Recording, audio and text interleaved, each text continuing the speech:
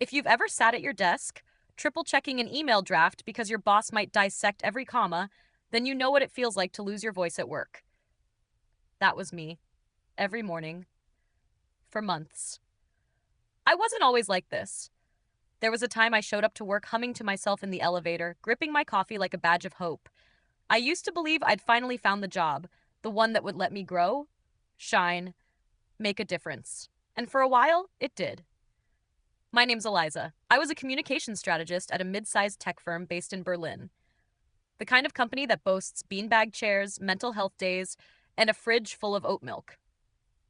The kind that brags about flexibility on LinkedIn and trusts employees to own their work.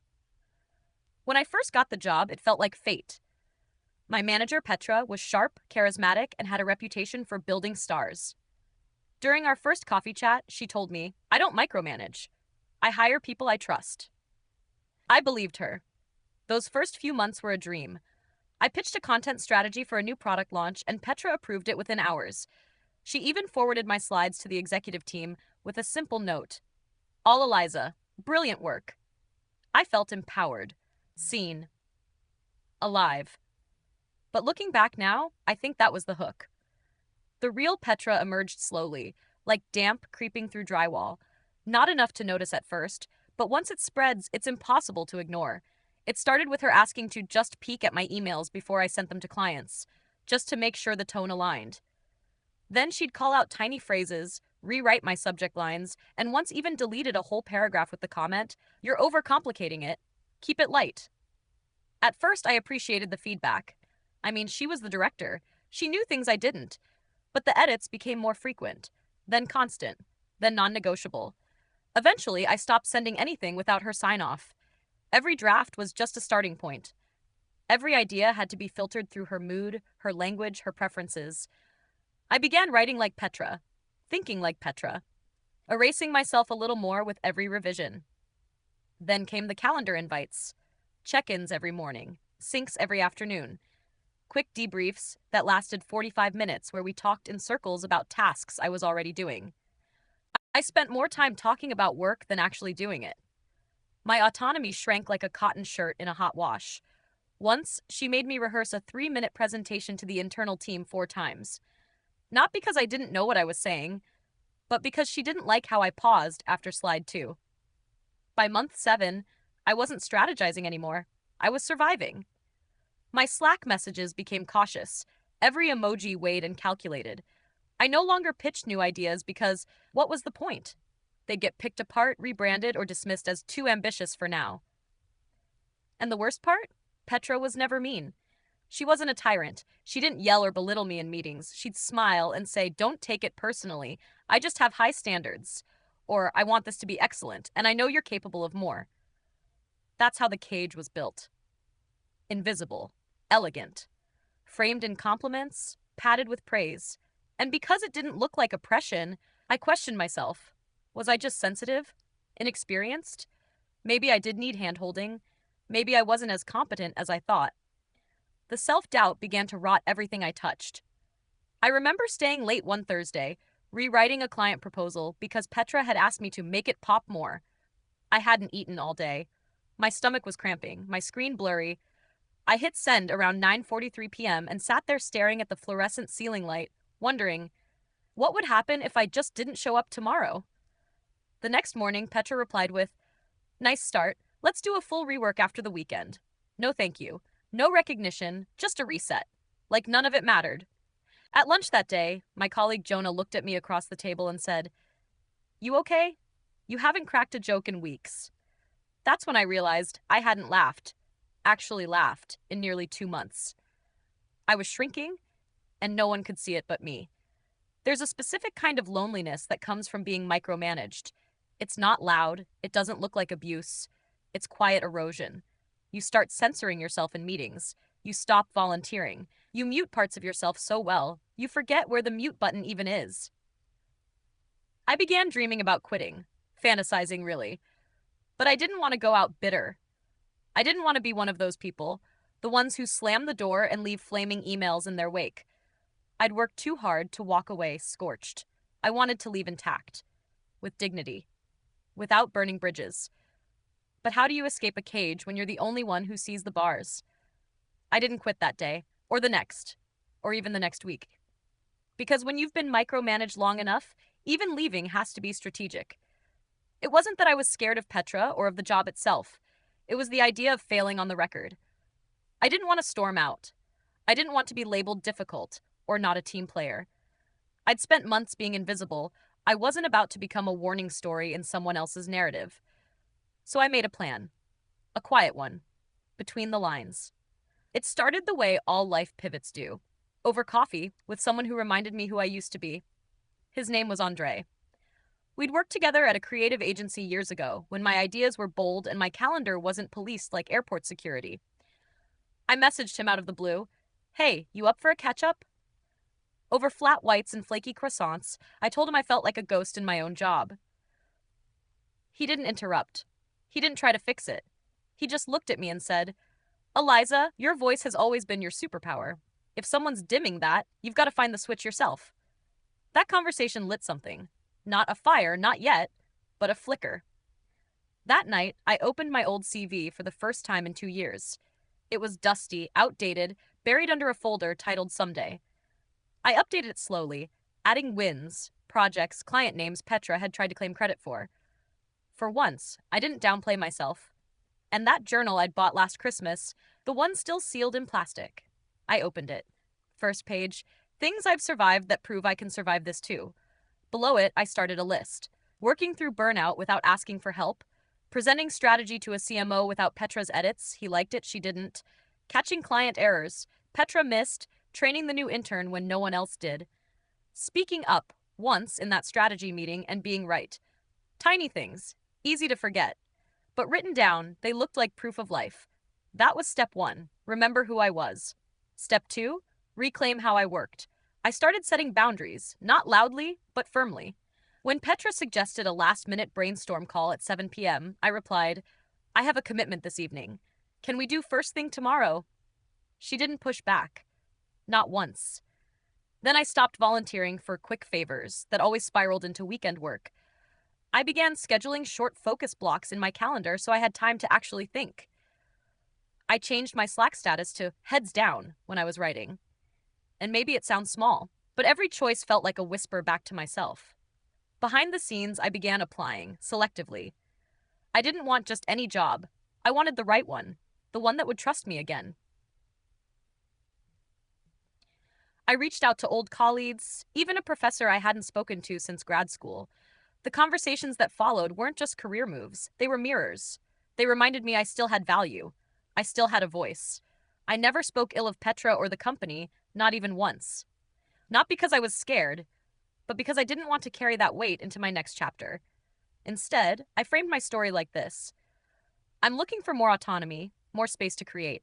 I want to contribute with trust, not approval checklists. Most people didn't need a translation. One recruiter, after hearing my experience, said, Wow, sounds like you've been surviving a velvet prison.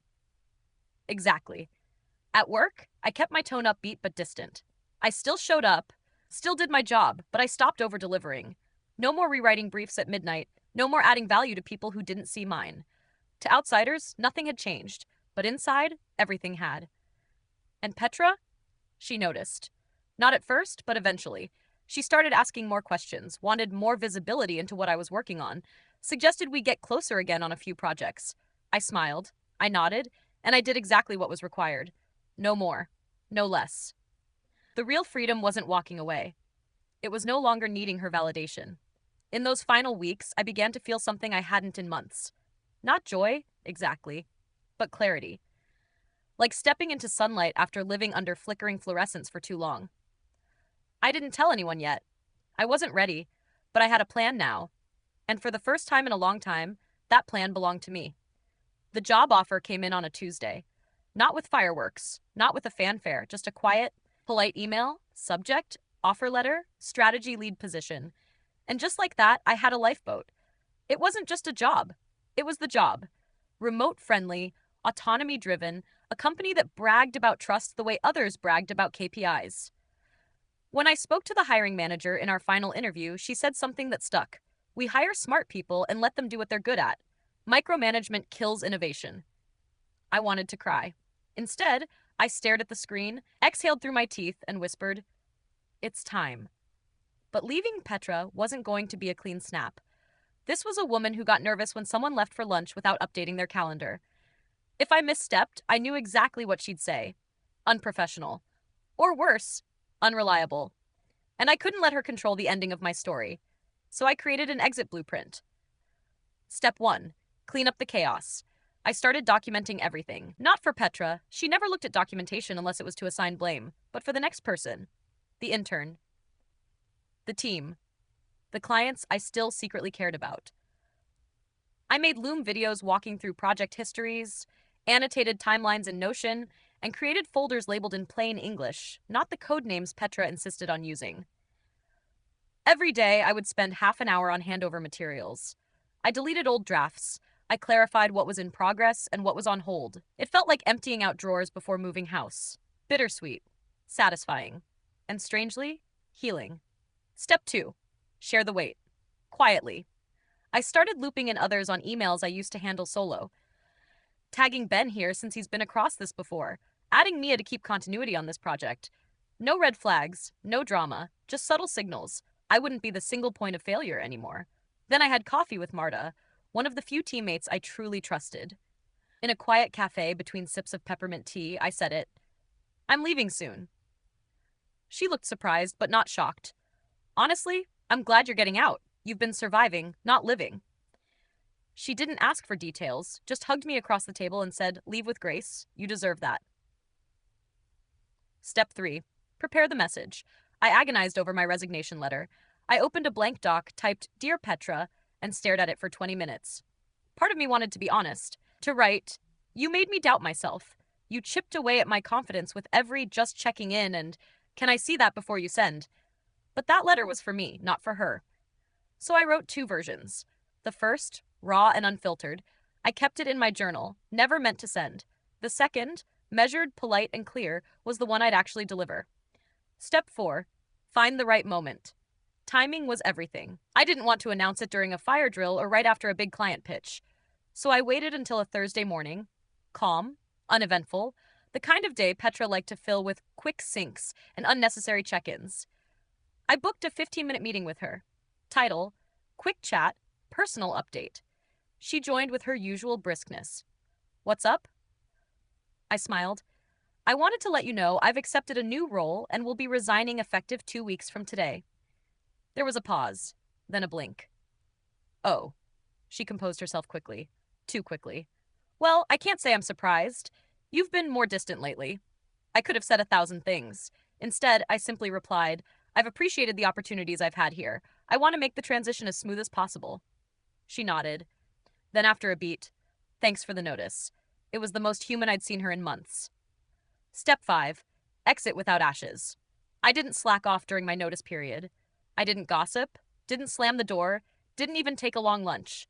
I just showed up, did the work, handed off everything with care. One by one, teammates messaged me privately. "You're leaving? Wait, seriously? I'm gonna miss you so much. You were the only reason I stayed sane. Thanks for always being kind, even when things were chaos." And that mattered more than any performance review ever did. On my last day, I sent a goodbye note to the team. Not flowery, not fake, just this: "I've learned a lot here about strategy, resilience, and the quiet strength of boundaries. Thank you to those who made it worthwhile. I'm off to something new, and I leave with gratitude." Petra didn't reply, and that was okay, because when I shut my laptop that evening, I didn't feel guilt. I didn't feel regret. I felt clean, like I had finally exhaled after holding my breath for far too long. And for the first time in years, I walked into a weekend with no Sunday dread. Just sunlight, silence, and a next chapter waiting to be written. They don't tell you this, but walking away from a toxic job feels a lot like walking away from a long relationship. Even when it's right, even when you know you're saving yourself, it still breaks your heart a little. I didn't just leave a job, I left an identity. I left routines that had quietly replaced joy, Slack channels that knew my jokes better than some of my friends did, a work wife I hadn't texted outside of deadlines in months, a desk plant I forgot to water, inside jokes with people I barely knew outside Zoom, and Petra. Even Petra, What I carried out of that office wasn't in a cardboard box. It was all invisible, heavier than anything you could pack. Here's what I took with me. The exact moment I realized I was no longer scared of disappointing my boss. The journal entries I wrote at 1 a.m., where I promised myself I wouldn't stay for the next raise. The coffee I sipped on a park bench while emailing my resignation. The most peaceful espresso I've ever tasted. The memory of my therapist nodding and saying, "You did the brave thing." The kindness of a coworker who said, "You leaving gave me the courage to set boundaries too." I took my agency, my clarity, my spine, but I also took the scars. I still flinch a little when someone says, "Can I give you some feedback?" I still overthink my tone in emails. I still feel guilty when I close my laptop at 6 p.m., like I've forgotten something vital. Some days, I catch myself looking over my shoulder, half expecting Petra's voice to slip through the cracks. "Hey, just checking in." Trauma echoes, even the professional kind. But here's what I left behind: the reflex to say yes to every request, the habit of editing myself into something more agreeable, the invisible leash that told me my worth was tied to my productivity, the Sunday night dread that used to start around 4:30 p.m. I left the version of me who thought endurance was a personality trait, who thought being a team player meant swallowing my own needs. And most surprisingly, I left the need to be understood by Petra. I stopped hoping she'd get it. That one day she'd wake up and realize she drove people away. That she'd scroll LinkedIn, see my success, and regret everything. No, I didn't need her regret. I just needed my freedom. Grief comes in waves, even when you're sure you did the right thing. Especially when the goodbye was quiet. Sometimes I missed the thrill of fixing a crisis, the rush of nailing a presentation, the way my calendar made me feel important. It wasn't all bad. That's what made it confusing. But I reminded myself, good moments in a bad system are not enough. You don't owe your joy to the same structure that drained it. And then there was space. Space to think, to sleep, to feel without performance. To wonder what kind of career I wanted now, and what kind of life. I started small, waking up without an alarm, walking without AirPods, reading books I never had time for, unlearning hustle, learning stillness. And slowly, work became just one part of my life. Not the whole stage, not the whole story. I didn't burn the bridge, but I didn't try to cross it again either. Sometimes the most radical thing you can do is leave quietly and rebuild loudly. The first Monday morning felt strange. I woke up automatically at 6:45, heart already beating fast like it was trained to sprint before I'd even moved. But this time, there were no red notification bubbles blinking like sirens. No Slack messages at 7:02 saying, "Hey, just checking. Did you get a chance to revise the client deck I asked for late Friday?" There was just silence. The good kind. I made coffee slowly. Actually tasted it. Watched the steam rise without guilt. And when I logged in to the new company portal, there was no long-winded onboarding deck filled with threats and policies. Just a welcome note that read, "We're so glad you're here. Take your time getting settled. You've got this." I reread that sentence 4 times. I wasn't used to being trusted. Not right away. Not like this. The first few days were awkward in a quiet, tender way. I kept waiting for a ping. A nudge. Can you send me an update on that thing I never explained properly? But there was nothing. My manager, Elena, checked in on Tuesday with a short message. "Let me know how your onboarding is going. And if you get bored, I'm always down to chat." Not bored. Just unsure what to do with the stillness. When you've been micromanaged for years, freedom doesn't feel freeing at first. It feels like floating without an anchor, like something's missing, but it's not. It's just that no one is looming behind you anymore. By Friday, I caught myself triple-checking an email draft. Not because it was wrong, but because the Petra in my head was whispering, "You forgot to CC someone. That tone is off. Rewrite it." I hit send anyway. Nothing bad happened. The imposter syndrome crept in slowly. When you're used to surviving in hyper-control, you start to believe you're only competent under pressure. That without someone breathing down your neck, you'll slack off. You'll fail. You'll get found out. So when Elena messaged me after my first presentation and said, "You're great at this. Let's talk next week about you leading the next phase," I froze. Was she serious? Had she actually seen the work? Or was this a test? I wanted to deflect, to say something self-deprecating, but I just typed, "Thanks so much. I'd love that," and pressed send before I could overthink it. Sometimes bravery is just choosing not to sabotage your own potential. Then came the small wins. A brainstorm I led where someone said, "That's actually brilliant." A new client who emailed me directly to say, "Loved your approach. Clear and thoughtful." The first time I hit log off at 5:01 without guilt and didn't check my inbox again until morning.